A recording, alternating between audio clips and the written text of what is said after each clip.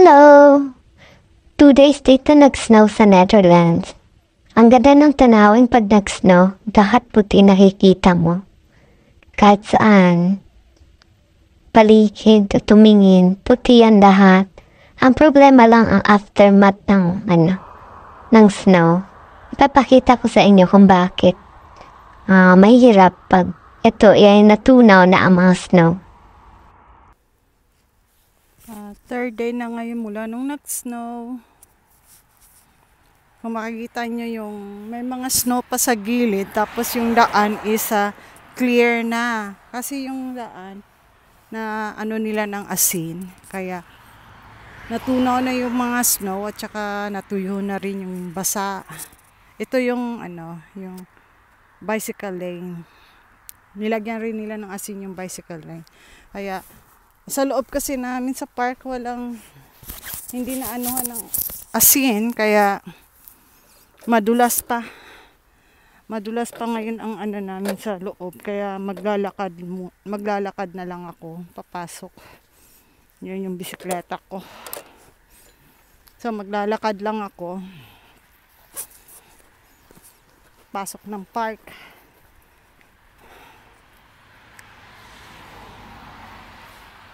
Ay, dahan-dahan ang paglakad kasi madulas. Kung makikita nyo yung snow, pag ganyan, hindi pa yan siya madulas. Pero pag naaapakan na yung snow, ayan, titigas na yan. Tapos magiging ice. Yun na, pag nag-start ng matunaw, ito, safe pa mong lumakad dito. Kasi siya, fresh pa. Pero pag pag naaapakan lagi kasi yung snow, tumitigas. Tapos nag-uumpisang matutunaw, yung parang ice. Tapos yun na, magiging madulas. Kaya ang maganda niyan, yung suot mo talagang sapatos, yung kagaya nito, yung may spike. Yan. Yung may spike. Para pag apak mo sa sa snow or sa ice, parang yung lulubog siya, yung tutusok talaga, hindi siya kasi pag yung plain lang, talaga mai-slide ka. Kaya ito yung sabi ko, pag ganyan na snow yung daan, dapat yung shoes mo, 'di ba? Sabi ko dapat ganito, yung may spike talaga para kakapit siya sa ice. Pero kung halimbawa ganito yung shoes mo, plain siya, yan, delikado yan sa ice, ha. Kaya, pero, meron kaming ibang alternative niyan. Bumibili ako ng ganito. Ikakabit mo yan sa ilalim ng sapatos mo. Ito siya, yan, spike yan, natutusok yan sa ice. Pag apak mo sa ice, yan, tutusok talaga yan, kaya hindi siya may slide. So, pag ganyan, ilalagay mo siya sa ilalim ng sapatos mo. Para siya na yung parang mo sa, yung nagiging spike, ang trabaho niya ay parang nagiging spike. Yun siya yung spike na sapatos mo. Kaya, ayan. Ganyan. So, pag inapak mo to sa ice, tutusok yan. Kaya safe pa din. Ganyan pag pag yung sapatos mo talaga is lang, plain, kagaya nito, plain. So, kailangan talaga is ito talaga delikado yan sa ice. Kaya, yan, ito, maglalakad, papasok. Kasi dito, kasi nature, so binabawalan nila yung ng asin. Yan, medyo na rin yung daan kasi laging nadadaanan ng mga sasakyan. Tapos, yung gulong kasi ng sasakyan pag galing sa main road, nakakadala ng asin. Kaya minsan natutunaw na yung snow. Ito, fresh. Kasi may asin na halo. Kaya maglalakad tayo. Ayaw kong magbibisikleta kasi ilang beses na rin ako nahulog sa bisikleta dahil dito. Kaya Bahala nang matagal makarating sa bahay. Basta safe lang. Hoy, kahit naglalakad ka, hindi rin safe kung hindi ka talaga careful sa paglalakad. Ayan.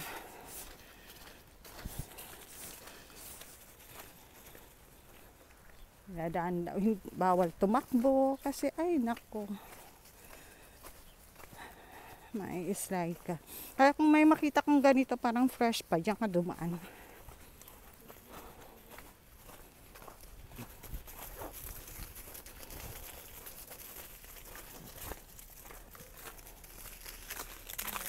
Is er gevaarlijk, ha?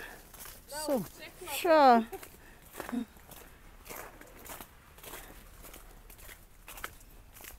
Ayan, ito delikado. Ice.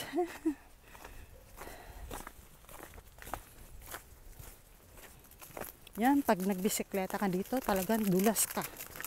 Slide ka talaga. Kaya minsan, yung bisikleta, halimbawa mag-ibibisikleta ka talaga, tapos ganito yung daan, bawasan mo ng hangin yung gulong mo. Huwag yung matigas na gulong. Medyo, malambot.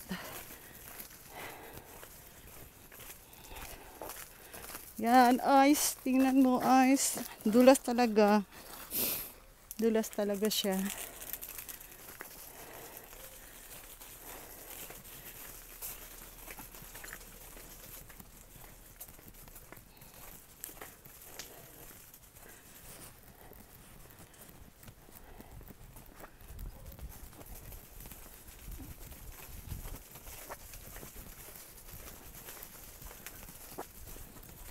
Dito na tayo.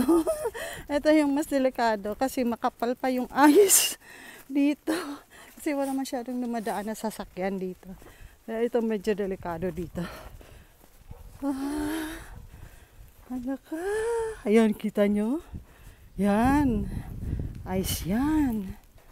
Ayan. Naku. Oh my goodness. Dandahan lang.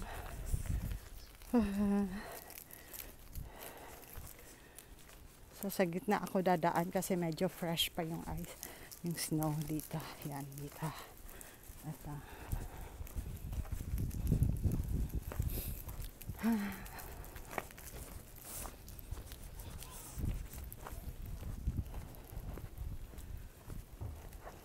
Ay, yung bisikleta ko na-slide. Oh my goodness. Ay, daan muna sa gitna. Jenny. Huwag ka sa gilid kasi ice. Yan yung parang gray ang color. Ice yan. Ayan, dito tayo sa gitna kasi medyo fresh pa yung snow.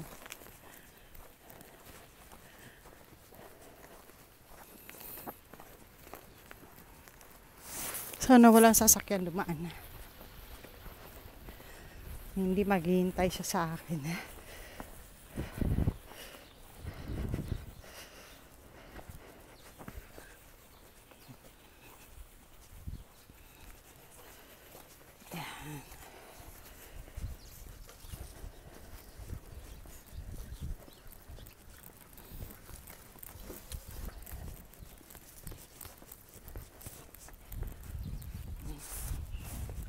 Yung laging nadadaanan ng mga sasakyan, medyo na siya, nag-clear na.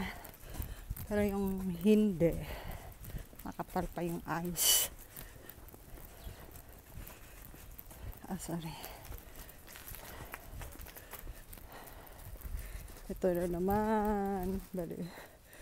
Yung kalye namin. Shit. Ice.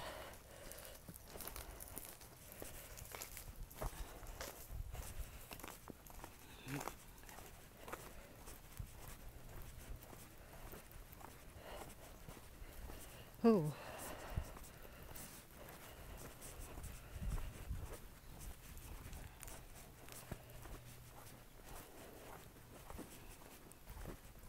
Maganda sana kung umulan, tapos pagkatapos ng ulan, magiging sunny.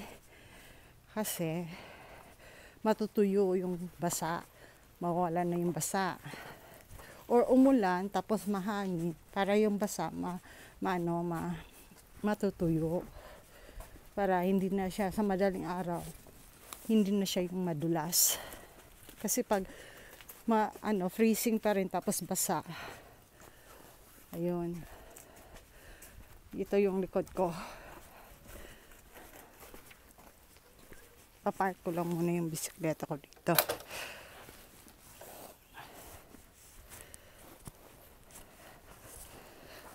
Ito yung garden ko. Ang gulo, ano? Yan, sisipakin pa natin yung mga kahoy na yan.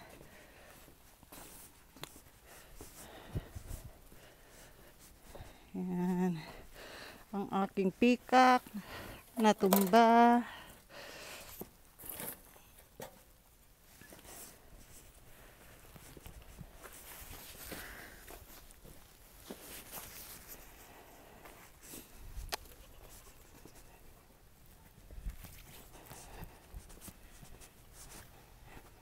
At saka hindi sunny rin eh.